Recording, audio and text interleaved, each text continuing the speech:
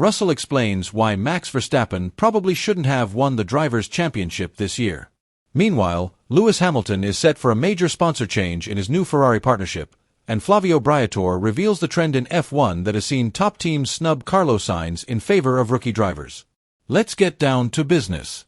George Russell has explained why Max Verstappen probably shouldn't have won the championship this year, saying it was someone else's fault that helped him secure the F1 title in 2024. While acknowledging that the Red Bull driver was outstanding, he pointed out that there was a limit to what Verstappen could achieve with his RB20 when the car was underperforming its rivals. Red Bull started the season strongly but faced a difficult period by their standards, going 10 races without a win. The focus was on maximizing results to maintain their lead in the championship. The Red Bull driver finally clinched the championship in Las Vegas in November. However, Russell has already stated that he feels ready to take on the reigning champions if given the chance next season. Next season will be my 7th in F1, and I feel really ready to take my career to the next level and challenge for the championship in 2025. I feel ready to compete with Max, and if we get the opportunity, I'm not going to waste it like everyone else has this year, said the Briton in a recent interview with The Times. In the same interview, Russell went on to explain that others didn't take the opportunities they had. Surprisingly, he said, maybe Max shouldn't have won the championship this year, but others made more mistakes and didn't take the opportunities when they had them.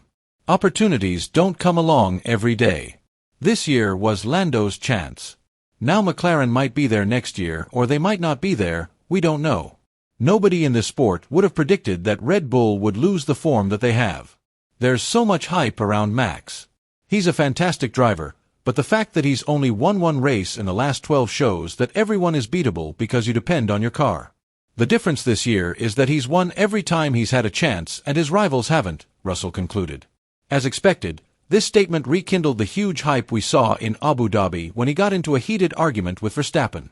In addition, George also spoke about his year against Lewis Hamilton, attributing his big win in qualifying this season to his excellent psychological state. The 26-year-old finished the campaign with a record of 24 wins and 6 losses in qualifying against Hamilton, including the grid-deciding sessions for the sprint. Asked why he felt so much better than Hamilton in qualifying, Russell replied, I felt really confident in the car. I felt psychologically in a really good position, especially in high-pressure situations. I don't want to compare myself to my teammate, but in terms of my own performance, I felt like I was driving better than I've ever driven, said the former Williams driver, who has made it clear that he intends to be at the top of his game when he takes over the Mercedes team in 2025. We'll see what happens next year, but what do you think of Russell's claims about Verstappen's 4th championship? Let me know in the comments section. Elsewhere, it has been reported that Lewis Hamilton is set to end his long-term partnership with Monster Energy to join rival Ferrari sponsor Celsius. According to Sport Business, Hamilton's personal sponsorship with Monster Energy, which began in 2017, is set to end. Monster has sponsored Mercedes since the Silver Arrows returned to the grid in 2010, before striking a personal deal with Hamilton in 2017. Since then, they have even launched a special drink and flavor bearing the Briton's name.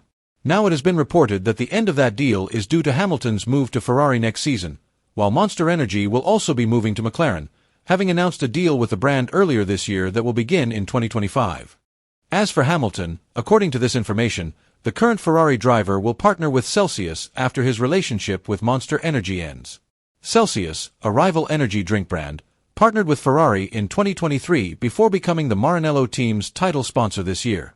The announcement of Celsius as Ferrari's full-time sponsor comes just days after Hamilton's move to the Italian team was announced. The company's logo has already appeared on SF24 this season, along with both drivers' race suits.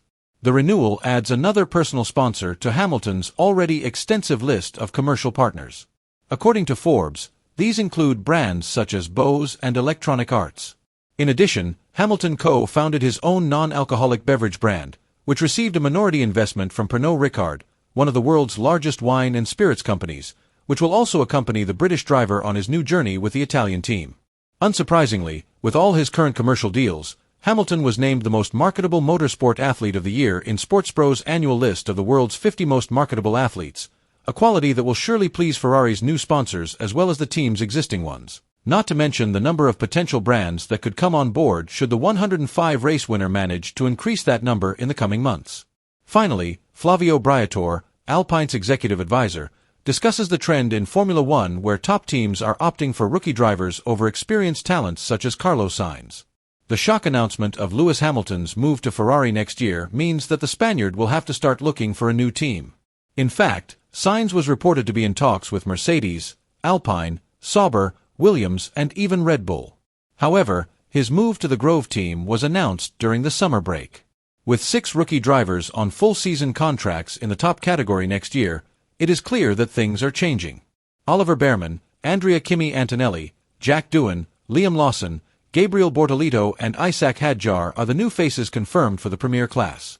Briatore explained that this trend, where F1 teams are interested in investing in young talent rather than experienced drivers like Sainz, is the reason why big teams like Red Bull and Mercedes have not signed him for next season. The Alpine consultant commented, "It's time for a generational change. Sainz is a very good driver, but when he was on the market, no big team took him. They preferred to focus on young drivers. Toto Wolff with Antonelli or Christian Horner with Lawson, for example. Young drivers are hungrier than someone who has a wife and 2 kids and 30 or 40 million in the bank. Even Enzo Ferrari used to say that drivers slow down when they have children," said the Italian, who believes McLaren are leading this change with the signing of Oscar Piastri for the 2023 season. Bearman's debut this year at the Saudi Arabian Grand Prix, where he finished 7th, reinforced the team's belief that rookie drivers are hungrier to prove themselves and win races. "I think Piastri's rise has made people think. Bearman came to Ferrari overnight and drove great races. Young drivers are much better trained and the competitive pressure is higher. When Schumacher came to us at Benetton, he was inexperienced. We sent Fernando Alonso to Minardi first, and Verstappen didn't even have a license when he started with Toro Rosso." Briatore also confirmed that he would not be interested in signing Sainz if he was unwilling to commit to a long-term contract. "I spoke to Sainz, he is interesting for us, but only for 4 years. It makes no sense to sign a driver like Carlos for 1 or 2 years. He has to believe in our project, but drivers like him usually want immediate results, which are often difficult for teams like Alpine to provide," he said. Briatore also noted that the trend is not just about cutting costs by choosing rookie drivers, but also has to do with the team's view that young drivers have other significant advantages. According to him, young drivers tend to be more flexible in their approach, able to adapt quickly to new technology and more open to learning. Not only are young drivers more willing to learn new things, they are also less likely to pick up bad habits from the past. They also have the courage to take bigger risks, which makes them an attractive option for big teams that are focused on building for the future, he added confidently. With the changes taking place on the Formula One grid, the 2025 season is set to be one of the most challenging and surprising in the sport's history. From the fierce rivalry between veterans like Hamilton and Verstappen to the emergence of ambitious and hungry rookies, the competition continues to evolve in an interesting direction. So what do you think? Will the new approaches taken by these teams change the Formula One landscape forever? Feel free to share your thoughts in the comments below.